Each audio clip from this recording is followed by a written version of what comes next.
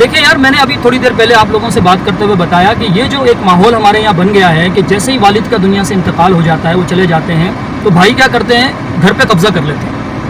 ٹھیک ہے، گھر پہ قبضہ کر کے کہتے ہیں کہ جی اب اور کسی کا اس میں کوئی حق نہیں ہے، وراثتی حق سمجھ کر وہ اپنے گھر پہ قبضہ کر لیتے ہیں. خاص طور سے ایسا بہنوں کے ساتھ کیا جاتا ہے. ایسے لوگ قربانیاں بھی کرتے ہیں، زکاتیں بھی دیتے ہیں اور دوسرے نیکی کے کام بھی کرتے ہیں. معلوم نہیں وہ قبول ہوں گی نہیں ہوں گی، وہ اللہ جانتا ہے. لیکن یہ بات میں آپ کو بتا دوں کہ جب آپ بہنوں کا حق کھا جاتے ہو نا، یہ حساب آپ کو اللہ رب العزت کو دینا ہی دینا ہے. وراثت میں اگر کسی کا حق ہے تو وہ بہن بھی اس میں شامل ہے.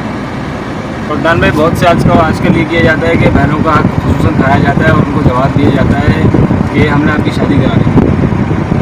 اس پہ ویسے عام طور پہ شادی تو والد ہی کرواتے ہیں. بیٹے بھی سلامت ہوتے ہیں، بیٹے بھی مزدوری کر رہے ہوتے ہیں، کام کر رہے ہوتے ہیں، والد کرواتے ہیں. والد کی ذمہ داری ہوتی ہے. والد کے انتقال کے بعد اگر آپ یہ کہتے ہو کہ جی ہم نے شادی کرا دی تھی، جہیز دے دیا تھا، تو بھائی یہ تو فضول رسومات تھی جو آپ نے دنیا داری کے تقاضوں کے تحت پوری کر دی.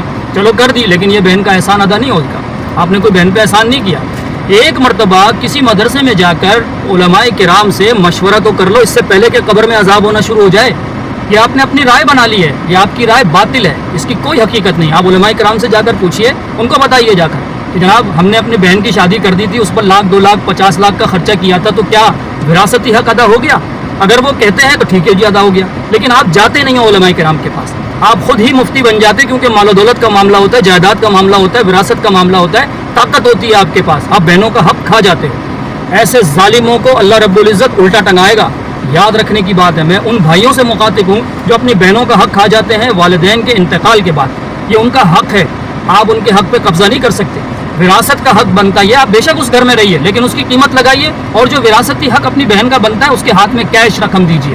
عام طور پہ یہ بھی تاثر دیا جاتا ہے کہ جی بہنوں نے معاف کر دیا، او بھائی یہاں معاف ہو گیا، وہ مجبور لڑکی ہے، وہ آپ سے حق مانگ بھی نہیں سکتی، چھین بھی نہیں سکتی، لہٰذا وہ مجبور ہو کے کہہ دیتی ہے کہ میں نے معاف کر دیا. اگر آپ رقم لے کر گئے ہوتے، آپ نے وراثتی حق اس کی گود میں رکھا ہوتا، تو پھر میں وہ شاید وہ فیصلہ کر پاتی. لیکن آپ ایسا نہیں کرتے. آپ معصوم شکل بنا کر، بھولا پن دکھا کر، بہن کو بہلا پھسلا کر اس سے معاف کروا لیتے ہیں. یہ بہت بڑا ظلم ہے.